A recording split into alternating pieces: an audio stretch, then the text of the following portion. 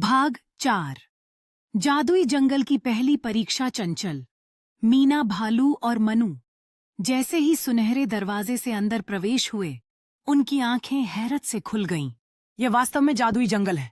सामने एक सुंदर वादी थी, जहां पेड़ों के पत्ते नीले और बैंगनी रंग के थे।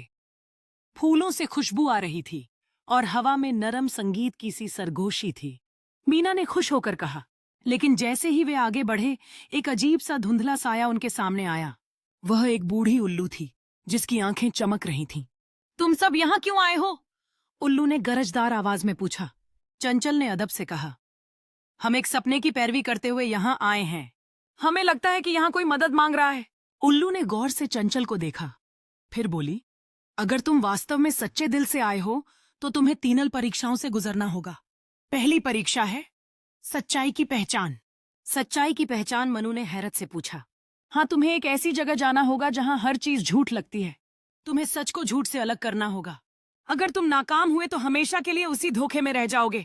उल्लू ने अपने पंखों को हिलाया और एक चमकती हुई रोशनी के साथ एक रास्ता नजर आया।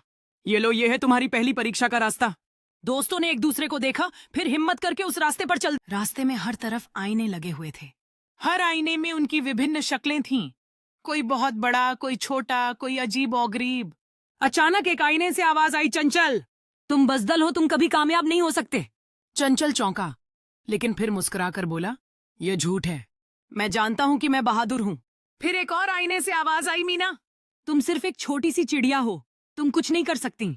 मीना ने अपने पंख फैलाए और कहा, मैं छोटी जरूर हूं, मगर मेरा दिल बड़ा है।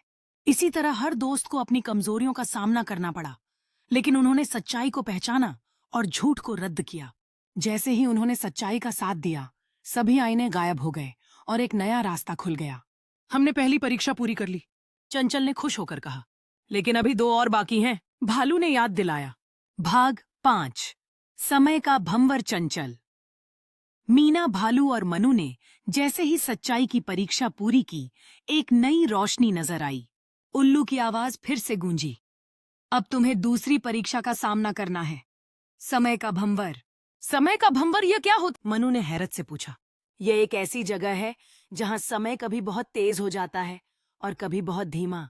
तुम्हें अपनी दोस्ती, धैर्य और समझदारी से इस जाल से निकलना होगा। रोशनी के अंदर एक घूमता हुआ दरवाजा नजर आया, जो घड़ी की सुइयों की तरह चल रहा था। दोस्तों ने एक दूसरे को देखा, गहरी सांस ली और दरवाजे में प्रवेश कर गए। समय की दुनिया में अंदर प्रवेश करते ही सब कुछ बदल गया। आसमान पर सूरज एक ही जगह पर रुका हुआ था, लेकिन पेड़ों के पत्ते तेजी से झड़ रहे थे। कुछ जगहों पर परिंदे बहुत धीरे उड़ रहे थे, जैसे समय थम गया हो, और कुछ जगहों पर सब कुछ बिजली की गति से हो रहा था। यह तो अजीब जगह है, मीना ने कहा। अचानक एक आवाज आई, खुश आमदीद समय की दुनिया में। यहाँ हर चीज समय के ताबे है, लेकिन तुम्हें तवाज़ुन तलाश करना होगा। सामने एक रास्ता था जिस पर 2 तख्तियां लगी थीं। दाएं तरफ तेज समय, जहां सब कुछ जल्दी होता है लेकिन गलतियां भी जल्दी होती हैं। बाएं तरफ धीमा समय, जहां सब कुछ धीरे होता है लेकिन धैर्य का इम्तिहान होता है। हमें किस तरफ जाना चाहिए? भालू ने पूछा। चंचल ने कहा, हमें दोनों रास्तों पर जाना होगा ताकि हम समय के दोनों पहलुओं को समझ सकें। उन्होंने फैसला किया कि पहले दाएं तरफ जाएं। तेज समय का रास्ता। जैसे ही वे तेज समय वाले रास्ते पर चले, सब कुछ बहुत तेजी से होने लगा। पेड़ उगते ही झड़ जाते, फूल खिलते ही मुरझा जाते और जानवर एक क्षण में आते और गायब हो।